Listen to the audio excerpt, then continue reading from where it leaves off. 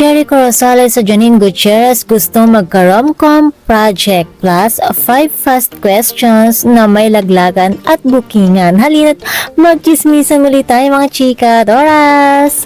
Kamakailan lang ay sumalang sa The B-side ng nag-iisang Bianca Gonzalez ang ating ultimate paboritong real couple.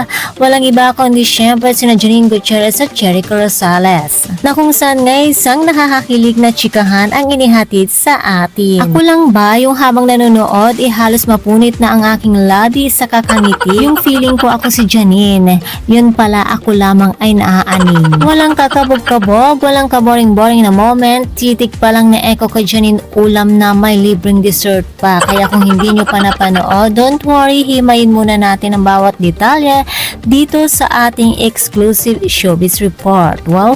Feeling talaga ni Yula, showbiz reporter yarn. Heto na nga, dahil nga sa kakaibang humor ng dalawa, sabik na sabik ang Ekonin na gumawa ng isang romcom project. Kasi nga naman mga chika, Doras, isipin nyo ha, mula sa Lavender Fields hanggang sa The Loyalty Game, puro na lang tayo heavy drama. Puro saksakan, iyakan, sigawan, agawan ng asawa, gantihan. Baka sa susunod na teleserye nila ay ma-stroke na tayo mga manunood sa sobrang high blood. Sabi nga ni na Echo, gusto naman daw nila ng light, masaya at walang iyakan. Well, sa totoo lang, bagay na bagay din naman sa kanila ang mag-romcom. Dahil nga naman sa kanilang natural at kakaibang humor, hindi lang sila visual couple, mga chika, Doras, mga luka-luka at komedyante rin. Ang mga ito sa totoong buhay. Yung asaran nila, yung hiritan nila natural na natural, parang hindi acting, parang natural na buhay lang. Kaya naman, nanawagan na din sina Janine sa mga TV executives dyan at producers, directors, pakigalaw naman ang baso. Kailangan natin ng Ekonin romcom para naman humabang buhay natin sa kakatawa at kakakilig.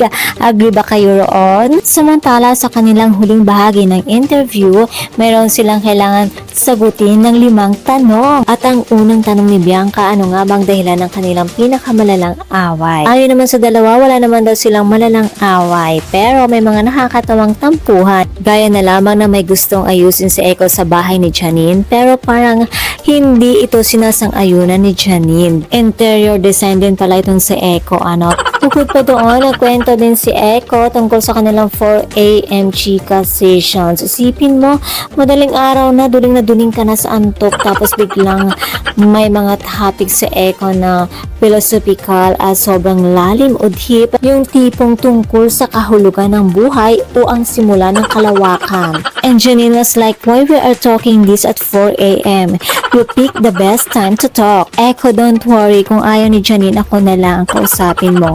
Gusto kong marinig ang inyong mga philosophical lines, no? Kahit umabot pa tayo ng 5 AM o kahit wala nang tulugan, okay lang, basta ikaw ang kausap ko. Diyos ko, kahit hindi ko maintindihan yung philosophical na yan, ako, Diyos ko, kahit na anong oras, wala akong pinipiling topic. Pero nakakatuwa, wala pa sila matindi o malalang away. Samantalang kami ng jowa ko, natalsikan lang yung buhok ko ng laway niya, parang gusto ko na siyang idemanda.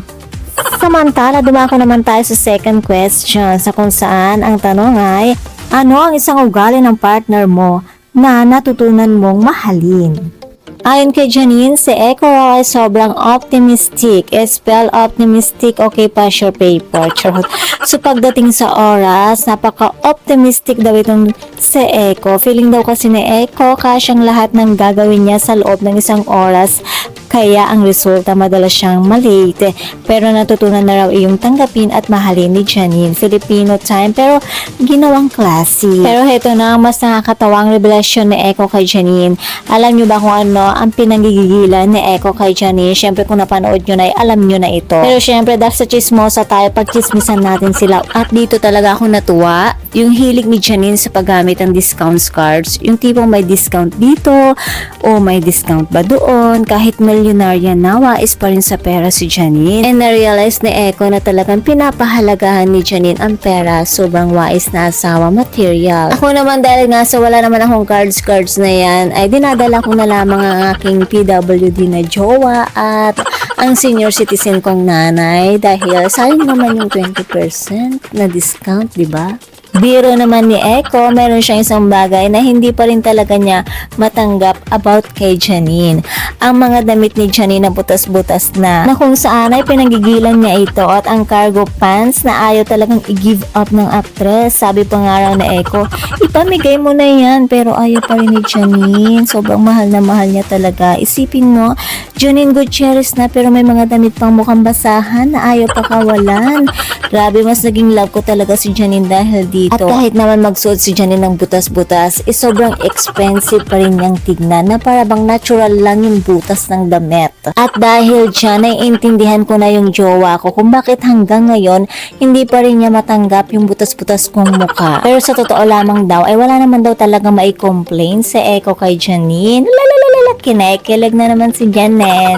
Samantala, ito naman ang pangatlong tanong na kung saan ay willing ba sila makatrabaho ang kanilang ex? Yes, of course, willing naman daw sila dahil parehas naman daw silang professional and work lang.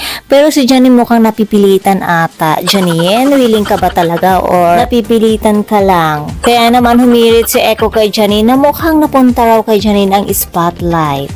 Samantala, ito naman ang pang-apat na tanong. Willing ba silang patawarin ang isang cheater? Si Janine walang preno, walang kakurap-kurap na sumagot, no.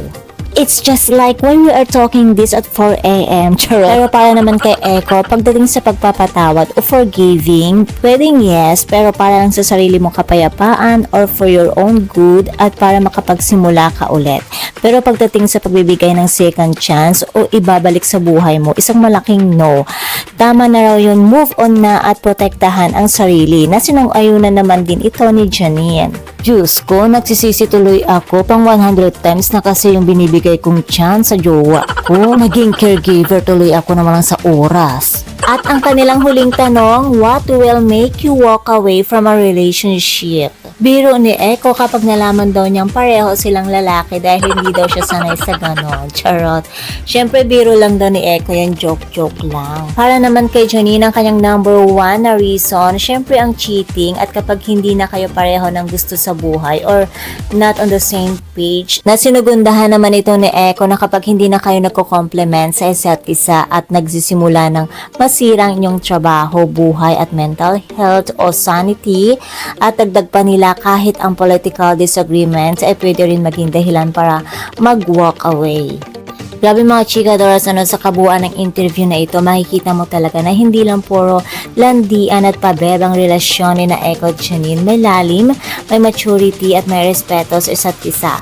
Habang pinapanatili ang saya at kulitan, kaya naman hindi natin sila masisisi kung bakit baliw na baliw ang buong Echonin fandom sa kanila. At kung kayo naman ang tatanungin mga chikadoras, pabor din ba kayo na magkaroon sila ng rom-com project soon? Kaya naman mag-comment na kayo. Samantala, patuloy pa rin natin abangan sina Echo at Janine sa The Loyalty Game. And that's all for mga chikadoras. For more Echonin and showbiz update, please don't forget to like, share, and subscribe my channel. Thank you for watching.